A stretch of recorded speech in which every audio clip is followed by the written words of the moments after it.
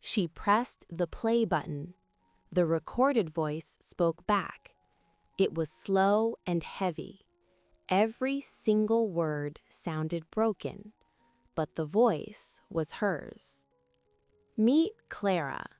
Clara lives in Lisbon, Portugal.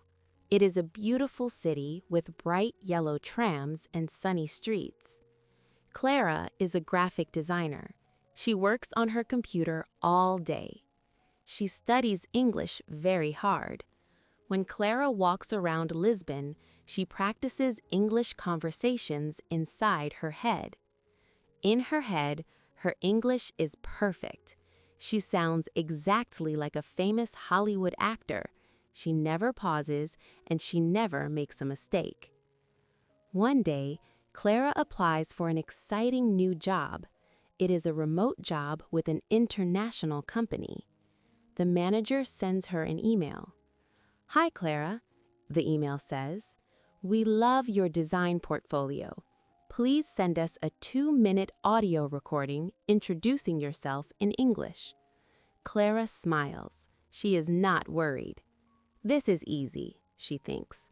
"My English is great." Clara sits in her quiet room. She opens the voice recorder app on her phone. She takes a deep breath and presses the red button. She speaks for 2 minutes about her job, her city, and her skills. She feels very confident. The words flow out of her mouth. She presses stop. She decides to listen to the audio before she sends it to the manager. Clara presses the play button. The audio starts, but the voice coming out of the phone does not sound like a Hollywood actor. The voice is slow. The Portuguese accent is very thick. There are long, awkward pauses. Ah. Clara's eyes open wide. Her face turns red. She thinks, "Who is that? That can't not be me.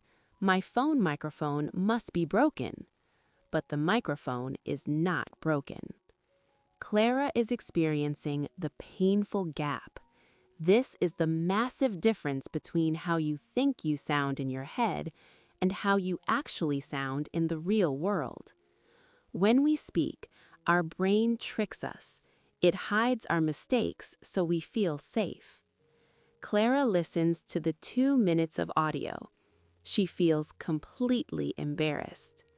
Clara's thumb hovers over the delete button. She wants to throw her phone out the window. She wants to delete the audio and never speak English again. "I am a fraud," Clara whispers. "If I send this to the manager, they will laugh at me. I sound like a total beginner."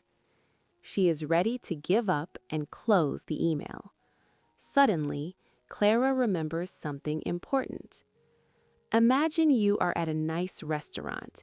You have green spinach stuck in your teeth. You feel confident, but everyone else sees the spinach. When you look in the bathroom mirror, you are shocked. But you don't break the mirror. You thank the mirror because it showed you the truth. Clara looks at her phone.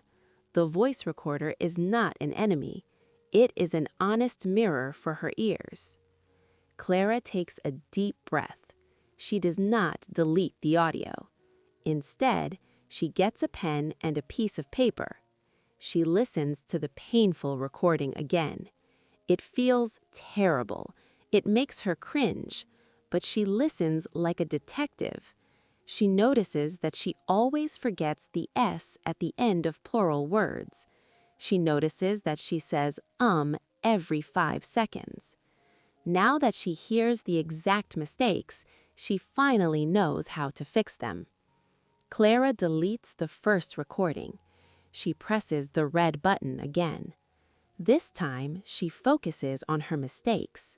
She speaks a little slower, she makes sure to pronounce the S, and she stops saying She listens to the second recording. It's a little better. She records it a third time, then a fourth time. With every single recording, the gap gets smaller. The voice on the phone begins to match the confident voice in her head.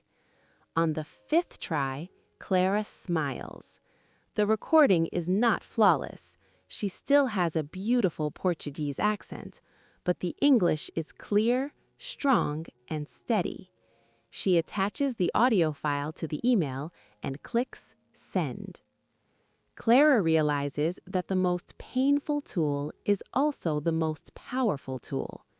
You can't fix a mistake you can't hear. She used her own discomfort as the stepping stone to true fluency. My friends, are you living in the mental radio? Do you sound perfect in your head but refuse to listen to your real voice? Stop hiding from the mirror. Recording yourself speaking English is the most uncomfortable thing in the world. You will cringe, you will want to delete it, but have the courage to press play. Listen to your mistakes, write them down, record it again. The gap between your head and your mouth is exactly where real improvement lives. Thank you for watching The Honest Mirror. Go record your voice today. Goodbye.